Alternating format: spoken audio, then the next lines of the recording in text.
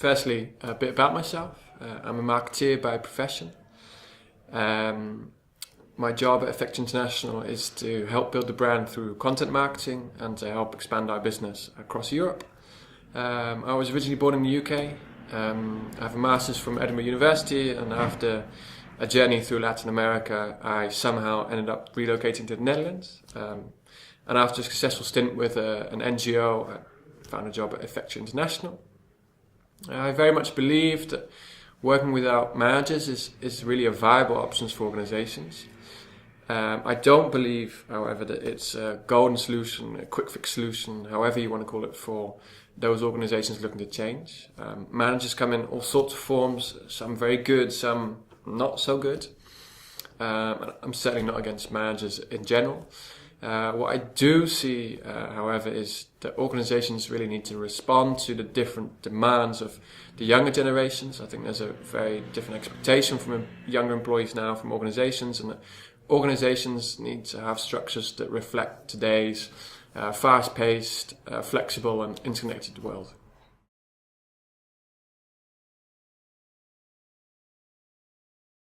That's a good question. I think, in short, liberating but demanding. I'm really grateful to work in an environment where there's a very short time between thought process and action.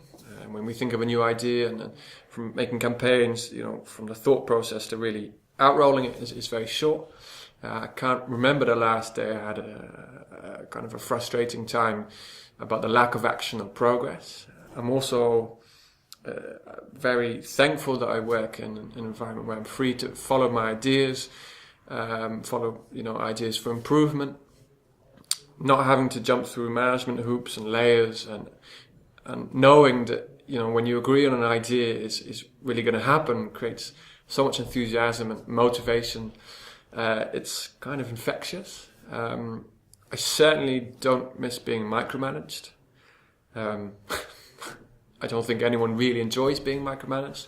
But having said that, it's not a perfect system. Working with that managers has some drawbacks. I think mainly, there's no one to tell you to stop and to really guide you through as you're learning the ropes. No one to say you've worked enough, it's time to go home. I will admit to have pushing the boundaries myself more than once. I would also say that added responsibility of your work is your own. There's no manager to give the final okay, so that also adds kind of pressure. That can build up. You have to take responsibility for it. That's also a challenge. I think finding the right balance between the added responsibility and freedom is really important.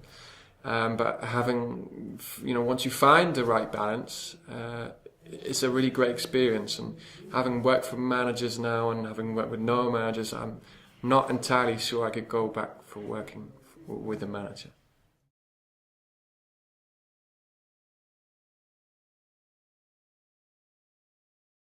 There were three main areas I really had to get used to. I think the first one was the openness in communication and the availability of information. Within our organization, even detailed financial figures that usually are only available to senior managers are available for everyone to see. Secondly was the short lines communication. I remember in my first week, I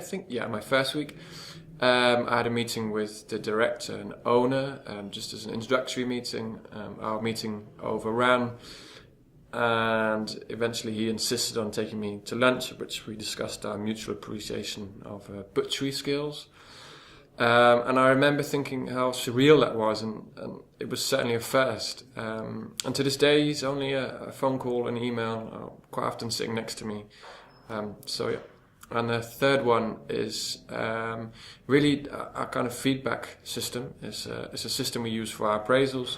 3 times a year, we invite 7 or more colleagues to give open-ended feedback that's both positive and constructive, as well as some scoring. And for me, receiving kind of 3 times a year a 2-side report with such honest, open and direct feedback was really daunting, especially when compared to being used to kind of a once a year or 1-page short manager appraisal. It was really a very big shock the first time I had that.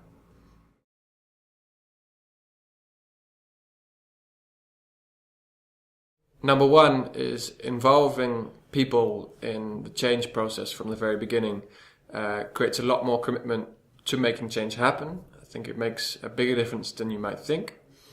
Number two was I never realized, having worked with a manager for so long, how much I reported what I was doing. Some of the first feedback I had from my colleagues was, we really value your opinion, but we don't need to know everything you do. And that was quite an eye-opener. And number three is it's a really liberating but demanding experience. Finding the right balance between the added freedom and responsibility is really a challenge.